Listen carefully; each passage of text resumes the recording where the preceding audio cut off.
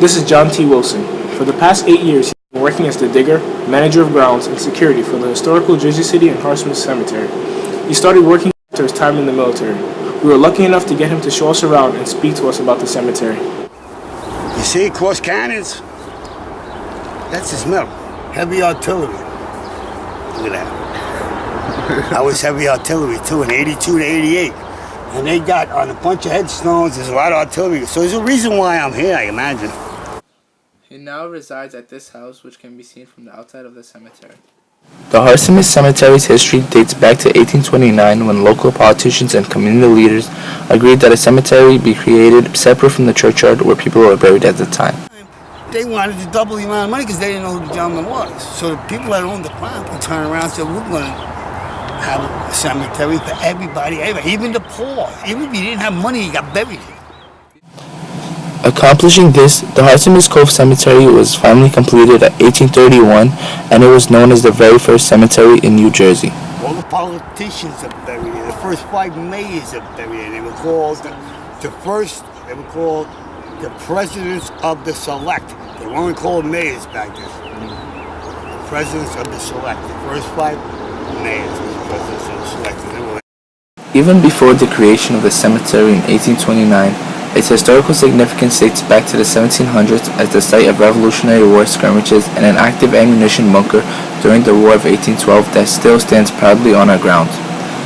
Now the sacred internal resting place of thousands of soldiers from the Revolutionary and Civil Wars, the Wars of 1812, the Spanish-American War, World War I and II, forward, as well as home to our earliest Jersey City founders, leaders, residents, and legends.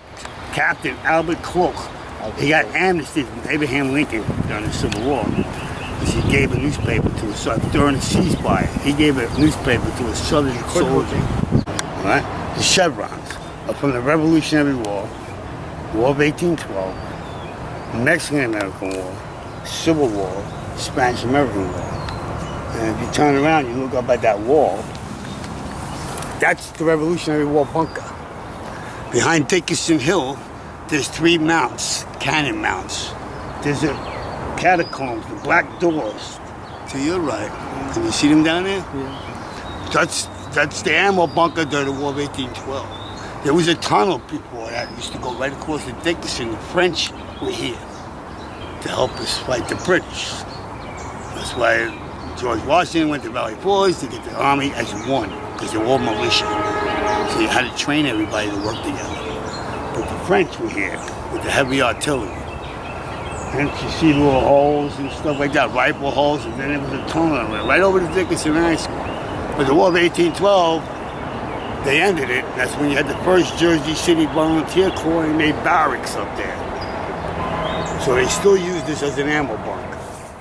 This is one of the first garden-style cemeteries established. It revolutionized cemeteries across the country. It is also one of the first cemetery companies founded in the state of New Jersey by a group of prominent leaders. The cemetery is home to many of our city's founding fathers and historical legends. The cemetery is now home to some plants that visitors should be wary of, such as eastern and western poison ivy, eastern and western poison oak, and poison sumac. Unfortunately, the very special cemetery was neglected and eventually abandoned. With your help, the goals include achieving state and national historic landmark preservation status to help ensure the perpetual preservation of this historic site. The vision also includes to provide education and increase public knowledge and appreciation of our early American and Jersey City history, as well as an appreciation of the cemetery's natural beauty and historical significance.